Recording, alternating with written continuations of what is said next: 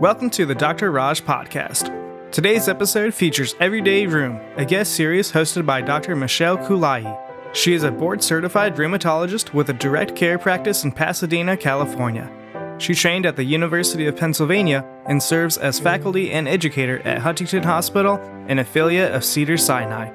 Inspired by the conversations she has with her clients every day, this series brings practical insights in rheumatology to patients and the medical community alike. And now, here's today's episode. Hi, and welcome to Everyday Rheum. This is a guest series on the Dr. Raj podcast, and this podcast is inspired by real conversations that I have with patients and colleagues every day. And our goal is to bring you knowledge and support and encouragement and to help you manage your rheumatology needs with confidence. Now, aging, this is something that we all think about, and we might choose to think of it in terms of slowing down or losing energy, but that's not the whole story. And there's this concept of Super-Ager. Now, these are people who stay physically strong, mentally sharp, and really engaged in their lives as they get older. And a lot of that comes down to how they live day to day. And that's what we want to talk about today. So I am delighted to be here with Mary, whom I have the pleasure of taking care of in my practice. And although she's only 65 years young, the way that she takes care of herself and she moves through life really captures this concept of a super-ager. And that is exactly why I wanted to have her on today. Mary, welcome. Thank you so much for being here today. Oh, thanks. This is going to be fun. Wonderful, wonderful. So before we get into things, Mary, can you tell us a little bit about yourself and what does this stage of life look like for you right now? Last September, I found myself with the unenviable position of opening the mailbox and seeing my Medicare enrollment information there, which was a very solid sort of notice. Oh, welcome to being old. It's something you intellectually always know is there, but then it's like, well, look, here's this little piece of paper.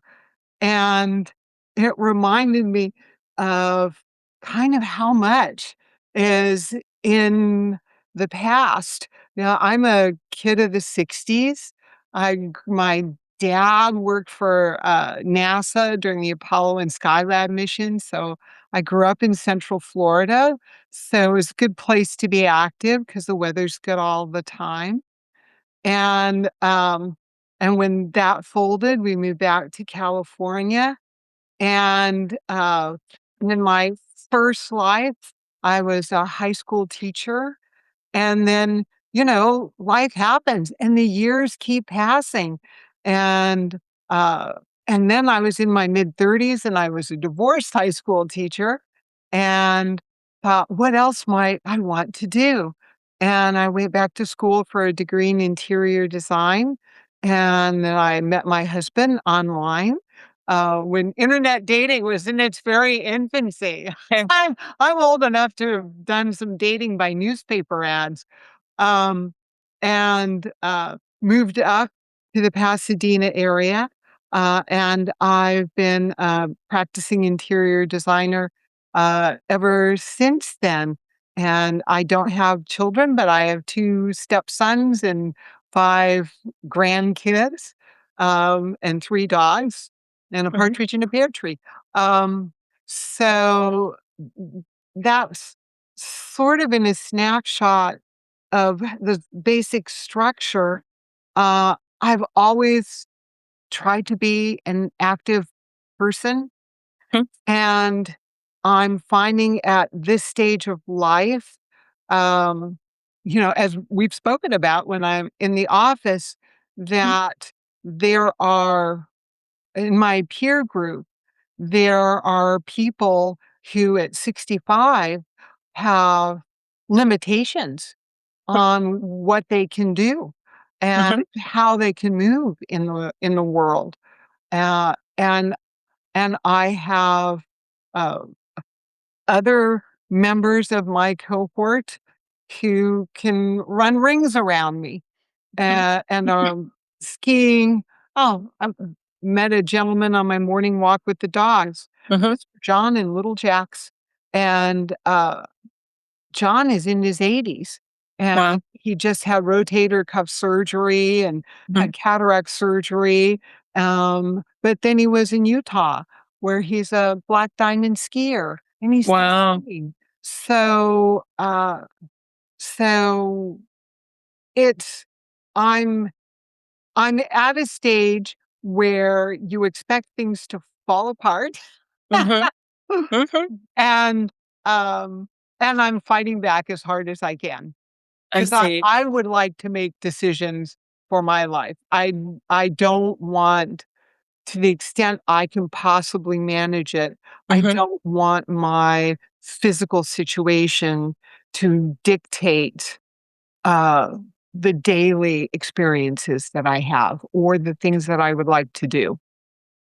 So let's talk about, what do you think you're doing differently than some people your age or even younger that allows you, Mary, to feel healthy now at 65? I'm persistent and consistent. Mhm. And, um, I think whatever your stage in life, Mhm. uh, those are kind of necessities. Um, Now more so, I work out every day Mhm. Mhm. because, uh, in your 20s or 30s, if you get lazy and don't go to the gym for a week or Mhm.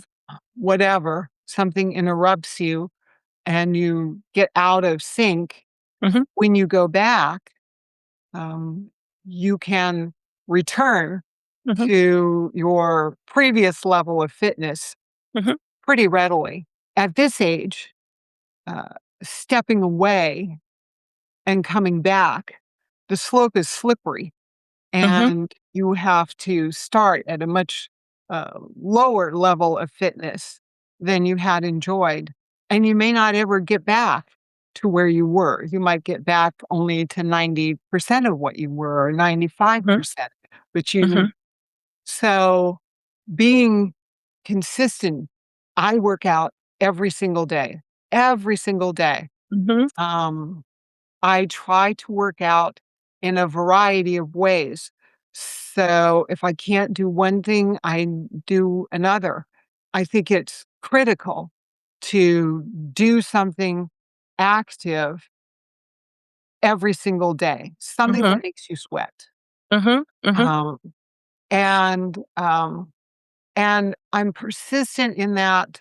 Well, for example, I have to come to see you because I have osteoporosis Mhm. in a hip joint. Mhm. And that has taken me off of my bicycle. Mhm. And I've been a cyclist Mhm. for 30 years. Mhm. Tour de France style Italian racing bike, um, Mhm. spandex bike suit, Mhm. uh, cyclist. And I can't do that anymore. My gynecologist said, "Get off the bike." And I said, "Well, Mhm. I want to." And she Mhm. said, "Okay, well, Mhm. then don't fall." And then the Mhm. next year she said, "Get off the bike, Mhm. get off the bike, get off the bike, Mhm. and go see someone because your osteoporosis is a little Mhm. worse." Mhm. So I'm persistent in that I can't get out on my bike and ride around the Rose Bowl or into the hills or Mhm. wherever else I used to go. Mhm. Um, s- but I like to ride. Mhm. So where spin class used to be kind of a fill-in, "Ooh, it's too cold to ride, it's too wet to ride." Um, it's now how I ride. Mhm. But I try to keep riding because that level of cardio engagement is important. So I would say that being consistent and being persistent have s stood me in good stead. And I Yes. also have a sense of humor, and Good. I think that's really critical, too, um is to be able to sort of see the humor in the situation and, if I broke my foot, Mhm. a couple of years ago. Took me out for 4 months. Mm-hmm. So when I finally was able to start doing cardio again, Mm-hmm. it was such a drag getting around the Rose Bowl. Yes. I used to be able to do my 17-mile loop in just under an hour, Mm-hmm. which hasn't a lot of climbing. So I was smoking along at like an 18-mile-an-hour average. Mm-hmm. For an old broad, that's pretty good. Mm-hmm. Um, but here I am with my broken foot Mm-hmm. and my little wheelie scooter and Mm-hmm. trying to whip down the sidewalk, and I hit a Mm-hmm. crack. I'm a face plant in somebody's yard. Mm-hmm. Mm-hmm. It's like I'm lying here feeling sorry for myself because I'm not out on my bike and I have this stupid broken foot and it's taking 4 months to heal and not 6 weeks. Mm-hmm. And I'm got a face plant in somebody's front yard. Mm-hmm. But that's also funny, in a sense, it's like, "Oh my god." So, like, grandma's in the yard again. Yeah, and I think it's really amazing. You're touching on some really important points for people that are listening. So, I think definitely the persistence and the consistency, not only in exercise, but just in your self-care, just I think are really important points for people that are listening. And I do think also you touched on it's important, as one is navigating through ups and downs of health, that you are illustrating how you're getting back on track when there's hiccups, and not being able to do the things for some time that interrupt your daily routine. But that you have humor and you're able to have levity and even just a difficult experience. I think that is really valuable also for people that are listening. So we appreciate you sharing that. I think that's really very, very helpful. Um, Mary, what are there other apart from what you shared, which is very, very important? What are other things in your normal day-to-day life apart from that that keep you feeling strong and sharp? Um, Apart from the movement. Um, I'm careful about what I eat. Mm-hmm. Uh, no matter how much sweating you do, uh, Mm-hmm. as you age, your body burns fewer calories. Mm-hmm. And, um And so if I'm eating calories, I want them to be calories that are gonna do something for me. Mm-hmm. I also have family history of there's diabetes 1, diabetes 2, Hashimoto's, Mm-hmm. hypoglycemia, uh on both some are on both sides of my family, some Mm-hmm. on one side, some on the other side, but, so I'm try to be very mindful, Mm-hmm. about what it is that I'm eating, Mm-hmm. um, and careful. There are things that I try to avoid. I don't eat I eat very little sugar. Mm-hmm. It just doesn't make me there are enough other outside things that contribute to not feeling well Mm-hmm. that if Absolutely. I'm eating something, I really want it to do some work for me Mm-hmm. so that Okay. I have some benefit. Um, I think, socializing, I have very close friends. Mm-hmm. Like most older people, when you step away from work full time or Mm-hmm. altogether, or Mm-hmm. if you have children, if they're growing up and gone, your social network can be very large. And I think Mm-hmm. for a lot of people as they age, that gets to be smaller, Mm-hmm. which is okay.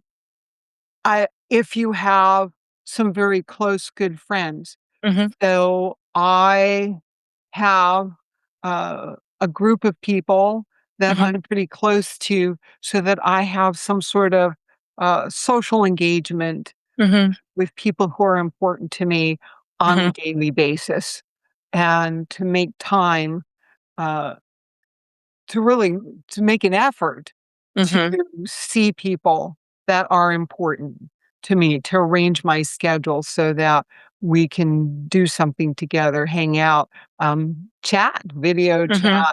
chat on the Mhm. phone if we have to. Mhm. So I think that, that's really important too. And then, for me, I also, I love my dogs. I have my pets. Well, we Mhm. have 3 of Mhm. them now. Mhm. We've had Mhm. as many as 5. We've Mhm. always had at least 2. Mhm. And in my case, uh that's important because I think they keep you young. I Mhm. have to get them out. Mhm. There are no late mornings and Yeah. and there are no Mhm. late mornings in our house. Um, and then lastly, I think my work has slowed down. My husband has, stage 4 prostate cancer, Mhm. and I have 2 dogs with some chronic health issues. Mhm. So, I'm stepping away from a lot of active work right now, Mhm. but, I also think it's important to have some sort of work or volunteer engagement so that when Mhm. I get up in the morning, I have Mhm. a problem to solve. I see. And I think as you get older, you need to have problems to solve Mhm. to keep your head in the game. Um, Yes. things that need to be done on a timeline. Mhm. So yes, outside of physical activity, that's kind of in a nutshell what I think is really important on a daily basis. So, Mary, it's very intentional how you're structuring your Yeah, day to day. yeah. And I think that, I know there's, a list of questions that I had and things that I plan to go through, but like you're really touching on them very organically as you were discussing. And it is, you can't sit around. You really need to have, structure and purpose. It sounds like, and a lot of this, it's physical, it's mental, it's social, and it sounds like it's a very dynamic process as Mhm, I'm understanding, at least in as you're sharing your day-to-day life. mhm, mhm, mhm. um And you have your little you know, everybody has slogans for their T-shirts. mhm, It's like, mhm, "What does your T-shirt say?" So, I think overall it's sort of like, uh, in my case, I think of it like be water, mhm, because, water gets a lot of things done, right? mhm, mhm, Water is a very powerful force. mhm, Grand Canyon. It was dug by mhm, some water. Took a long mhm, time, but water will dig a Grand Canyon. mhm, Also, water, if you stop it, it goes somewhere else. mhm, Anybody who's had water in their basement or, through a leaky window will tell you, you stop up the window here, oh, now you find there's a leak over in this corner. mhm, Or, so, and so if you can't go one way, you go the other. Um, So, yes, I think if that's sort of a general sort of global approach, water's all moving. It mhm, it could be steam, even if it could be ice, it can mhm, move. If it's mhm, liquid, it just keeps going. mhm. Yeah, absolutely. Now, question: if you could go back, Mary, to your 40-year-old self, what Mhm. advice would you give? Like, what would you start doing earlier, or what would you stop doing? I would work out harder Mhm, and more consistently than I did at 40. I would say pay a little more attention. Um, don't think th don't sort of let things go a little bit mhm, or, and even more so that might reach back into my 20s and 30s mhm, because, uh, I mean, we've all seen on our social media, there'll be one little posting where someone said someone will say, "Mm, oh, that was in 1997. Wasn't that like 15 years ago?" mhm, mhm, And it was like, "No, no, like 30 years ago now." mhm, So, because it happens fast, is the choices you make when you're 40 really make a difference as to the quality of life when you're 60 or 70. Mm. And that sounds like a platitude when you're 40. It's just, oh, Mhm. but it's really true. Mhm. You are choosing